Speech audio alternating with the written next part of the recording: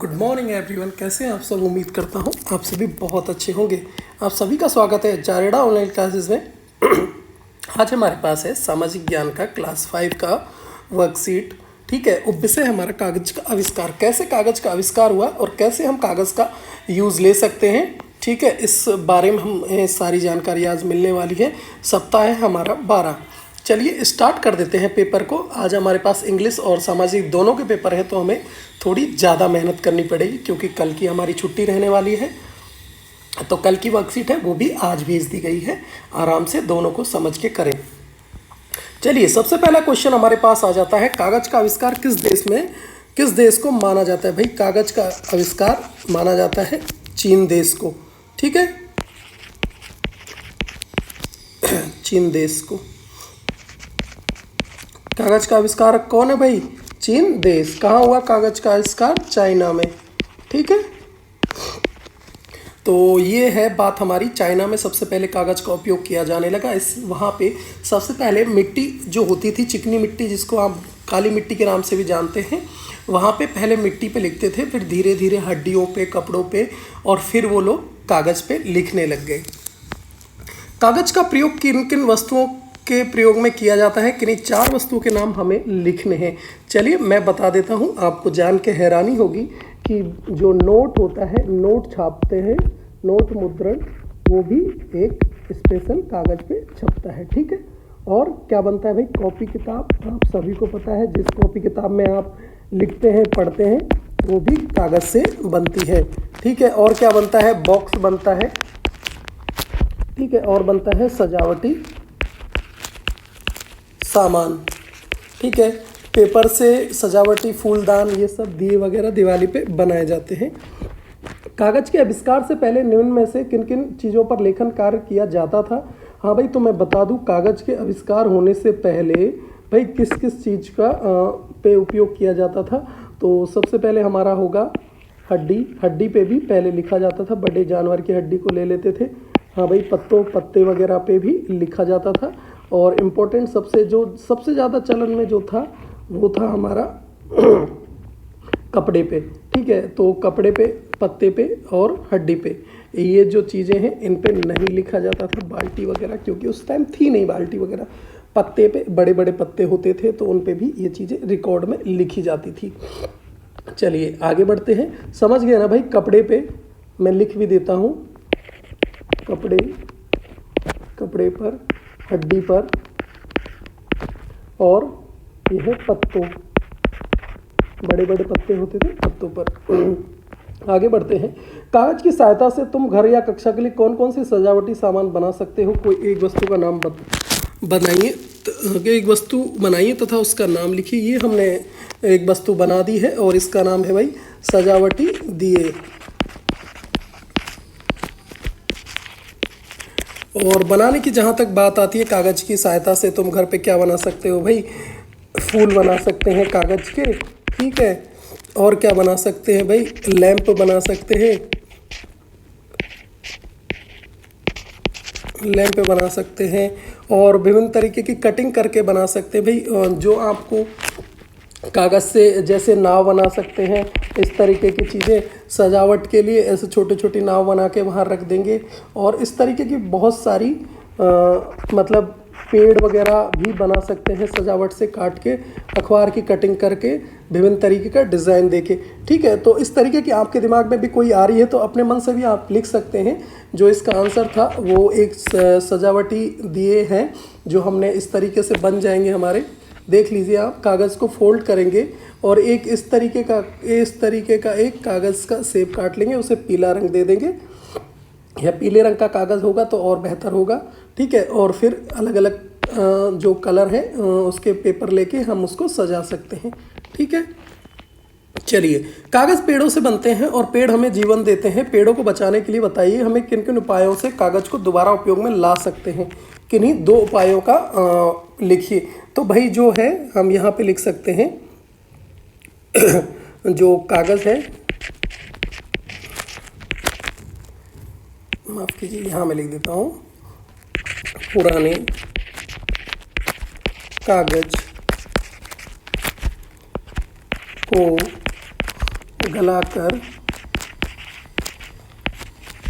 गलाकर उससे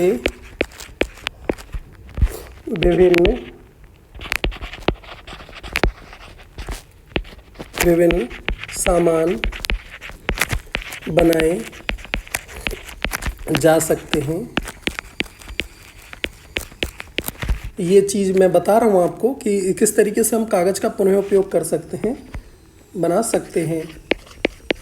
ठीक है, उदाहरण के तौर पे टोकरी, फूलदान आदि। ठीक है, तो हम क्या कर सकते हैं भाई, पुराने कागज को गलाकर उससे विभिन्न सामान बना सकते हैं। उदाहरण के तौर पे टोकरी, फूलदान आदि। ठीक है, यहाँ 2 उपायों को लिखा हुआ है। और उस कागज़ के जो प्रिंटिंग वाले बॉक्स आते हैं, मतलब प्रिंटिंग वाले पेपर आते हैं, उनमें एक तरफ ही प्रिंट हुआ रहता है कई कागज़ों में, तो आप उस पर दोबारा प्रिंट करके पीछे भी लिख सकते हैं। और जो हमारा रैपिंग का कागज़ होता है, सजावटी जो कागज़ होता है, उसको भी हम दोबारा अच्छे से खोल के दोबारा रैप करके यूज़ ले सकते हैं। पुराने बॉक्स होते हैं उनका भी हम यूज़ ले सकते हैं। ठीक है, इस तरीके से हम कागज़ को बचा सकते हैं। ठीक है, चलिए, जीवन कौशल भारत के राष्ट्रीय प्रतीकों के बारे में आज हम जानने वाले हैं। भारत के कुछ राष्ट्रीय प्रतीक नीचे दिए गए हैं, इन्हें देख के याद कीजिए तथा कॉपी में चिपकाइए। और इससे क्या होने वाला है भाई, क्या होने वाला है, आपके अंदर जो भारतीय नागरिक हैं दिलों में देशभक्ति और गर्व की भावना महसूस करवाते हैं ये चीज़ें हमारी। ठीक है, क्या करवाते हैं भाई, दिलों में देशभक्ति की भावना हमें महसूस होगी और गर्व महसूस करेंगे कि ये सब हमारे राष्ट्रीय चीज़ें हैं।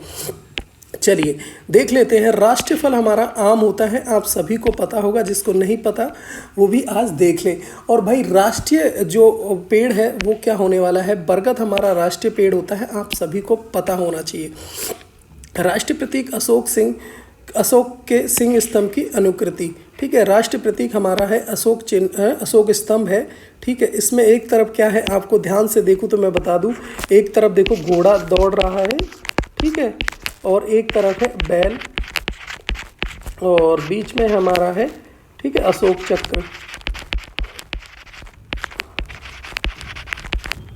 चक्र बना हुआ है, जो प्रगति का प्रतीक है कि दिन रात हमें आगे बढ़ते जाना है। ठीक है, चलिए, और ठीक है, राष्ट्रीय पक्षी हमारा आप सभी को पता होना चाहिए, मोर है। Peacock is the national bird. राष्ट्रीय ध्वज तिरंगा, नेशनल फ्लैग है हमारा तिरंगा। राष्ट्रीय पुष्प है फ्लावर है, नेशनल फ्लावर इज लोटस, कमल। राष्ट्रीय पशु हमारा है बाघ है। ठीक है, नेशनल एनिमल टाइगर। राष्ट्रीय मुद्रा चिन्ह रुपए का हमारा चिन्ह है। ये सबसे बहुत इम्पोर्टेंट बच्चों बात है, आप बहुत से बच्चों को नहीं पता होगा कि जो हमारा मुद्रा चिन्ह है, हमारे रुपए का चिन्ह है, वो कुछ इस तरीके से दिखता है। ठीक है, राष्ट्रीय गीत हमारा क्या होने वाला भाई, राष्ट्रीय गीत सबको पता होना चाहिए। राष्ट्रीय गीत है हमारा वंदे मातरम, और जो राष्ट्रगान है वो है हमारा जनगण मन। ठीक है, ये 2 चीज़ें हैं जो बच्चे कंफ्यूज होते हैं, तो ये चीज़ बिल्कुल याद रखने वाली बात है कि राष्ट्रीय गीत हमारा वंदे मातरम है, और जबकि राष्ट्रगान है हमारा जनगण मन है। ठीक है, जनगण मन हमारे स्कूलों में बोला जाता है, गाया जाता है, और वंदे मातरम भी हम समय समय पे गाते हैं। चलिए, संस्कारशाला छोटी छोटी पर बड़ी बातें हैं। सरफरोशी की तमन्ना अब हमारे दिल में है, देखना है जोर कितना बाजुए कातिल में है। ये किसने कही भाई, ये बातें कही हमारे राम प्रसाद बिस्मिल जी ने, हमारे जो स्वतंत्रता सेना के नायक थे, हीरो थे। उन्होंने ये कहा, सरफरोशी की तमन्ना अब हमारे दिल में है, देखना है जोर कितना बाजुए कातिल में है। आज़ादी हमें चाहिए, ये तमन्ना हमारे दिल में है। ठीक है, देखना है दुश्मन के जोर, जो बाजू है उसमें कितना दम है या कितना पावर है हमें रोकने की। ठीक है, हमारे दिल में आज़ादी है, कौन हमें रोकेगा, क्या इतनी पावर है किसी के में, कितना इतनी हिम्मत है किसी के बाजू में या सीने में, दिल में हिम्मत है शत्रु के कि हमें रोक सके।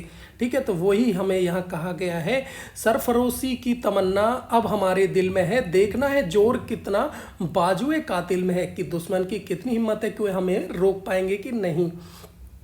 खाना पीना, अंकुरित दालों से बने खाद्य पदार्थ आहार में शामिल करें, उनका सेवन करें। ठीक है। स्वतंत्रता सेनानी के नारों को उनके नाम सहित बोलकर अपने अध्यापक को वॉइस मैसेज, बहुत ही अच्छा ये बात है बच्चों। जो भी हमारे स्वतंत्रता सेनानी हैं उनकी एक एक जो ये लाइनें हैं जैसे अभी मैंने बताई, उस तरीके की लाइनें आपको रोज़ मिलती हैं और आप चाहें तो नेट की सहायता से भी खोज सकते हैं और अपने टीचर को वॉइस मैसेज के थ्रू बोल के बता सकते हैं। खेल के साथ, परिवार के साथ शतरंज खेलें और डेली की दिनचर्या तो आपकी भाई सेम रहने वाली है, ठीक है। जो आपको डेली मिलती है, अपने हाथों को धोएं और मुंह को छूने से बचें, खूब पानी पिएं, दिन में 2 बार दांतों को साफ करें, अपने मम्मी पापा का अभिनंदन करें और अपना गृह कार्य समय पे पूरा करें, ठीक है बच्चों। तो आज की जो एसएसटी की वर्कशीट थी यहीं पे समाप्त होती है। होप आपको ये वीडियो अच्छा लगा होगा। यदि वीडियो थोड़ा सा भी आपको अच्छा लगा है या आपको समझ में आया है तो जल्दी से जल्दी भाई लाल कलर के सब्सक्राइब बटन को दबा दें। आप सब्सक्राइब नहीं करते हैं, ठीक है, मैंने आपको बोल रखा है सब्सक्राइब और लाइक करना बहुत ज़रूरी है। वीडियो कैसा लगा कमेंट करके भी आप मुझे बता सकते हैं। वीडियो देखने के लिए आपका बहुत बहुत धन्यवाद।